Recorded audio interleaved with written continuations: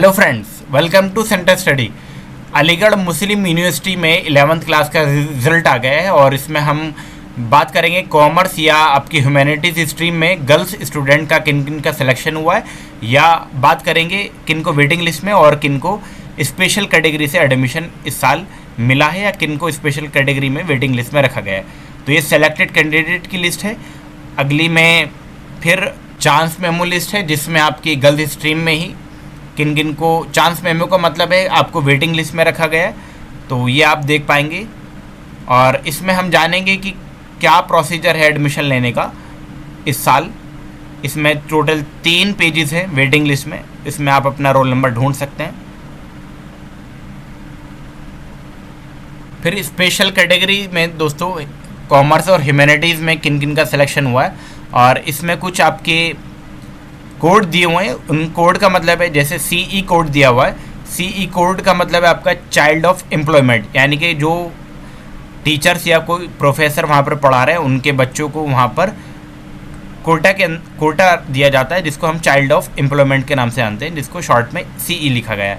CA का मतलब है चाइल्ड ऑफ एलुमनी और आपका BC का मतलब है बैकवर्ड क्लासेस, और एक है आपका PH लिखा हुआ। PH का मतलब है आपका फिजिकली हैंडीकैप, और एक और लिखा हुआ आपका SC यानी कि आपका SC ST वाला जो है शेड्यूल कास्ट या शेड्यूल ट्राइब्स, उसके लिए अलग लिस्ट, उसके लिए भी आपकी यहीं पर लिस्ट दी हुई है।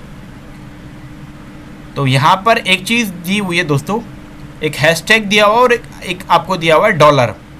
तो यहाँ पर $, का मतलब है कि इन बच्चों का इन कैटेगरी से सिलेक्शन हो गया है, और हैशटैग का मतलब है कि यहाँ पर आपका वेटिंग लिस्ट में उस स्टूडेंट को रखा गया है। हैशटैग का मतलब वेटिंग लिस्ट है और $, का मतलब आपका सिलेक्टेड लिस्ट है। आप जानेंगे कि क्या क्या सिलेक्शन के लिए आपको करना क्या है। आपको ऑनलाइन में जो आपकी काउंसलिंग है वो आपको कहाँ पर करनी होगी। तो सबसे पहले आपको रिपोर्ट करना होगा ऑनलाइन, और रिपोर्ट कौन सी वेबसाइट पर करना होगा ये आपको वेबसाइट दी हुई है, यानी कि लिंक दिया हुआ है counseling.amuonline.ac.in। इस पर जाकर आपको ऑनलाइन काउंसलिंग करनी है प्रोविजनल एडमिशन के लिए।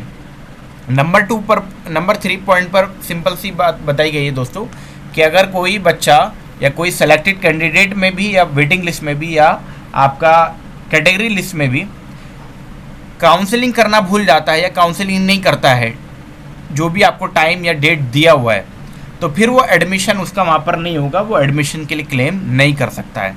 नंबर 4 पॉइंट पर है कि जो भी एलिजिबिलिटी क्राइटेरिया होगी वो प्रॉक्टर ऑफिस से क्लियरेंस वहाँ पर होनी चाहिए। नंबर 5 पॉइंट पर है कि जब मान के चलिए आपका सिलेक्शन हो जाता है तो आपको फिर करना क्या होगा। तो आपको आपकी जो भी ऑनलाइन जो भी आपकी 10th क्लास की जो मार्कशीट है ओरिजिनल वो लेकर जानी होगी, या आपके जो भी डॉक्यूमेंट्स हैं, जो आपके documents at the time of admission चाहिए होंगे, जैसे आपका जिस कैटेगरी से आपका सिलेक्शन हुआ है वो डॉक्यूमेंट्स, साथ ही साथ आपको 10 पासपोर्ट साइज़ फ़ोटो लेकर जाने होंगे फिजिकली, यानी कि आपको जिस स्कूल में जो भी आपको स्कूल अलॉट किया गया है उसमें आपको लेकर जाने होंगे।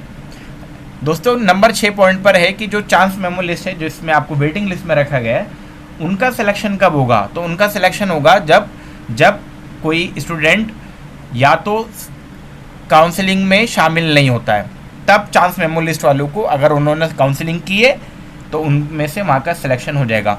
या फिर दूसरा केस ये होता है कि स्टूडेंट ने काउंसलिंग तो की थी, सिलेक्टेड स्टूडेंट ने, लेकिन एडमिशन नहीं लिया है, तो फिर सेकंड लिस्ट में उसका नाम आएगा सेकंड लिस्ट में। तो पहली वाली लिस्ट में तब आएगा जब कोई काउंसलिंग नहीं करेगा सेलेक्टेड कैंडिडेट में से। अगर फिर भी आपको कोई डाउट आता है, कोई क्लियरेंस या कोई ऐसी चीज़ जो आपको पूछनी है, तो आप हमसे कमेंट बॉक्स में पूछ सकते हैं। वीडियो में लगातार बने रहने के लिए आपका दोस्तों बहुत बहुत शुक्रिया।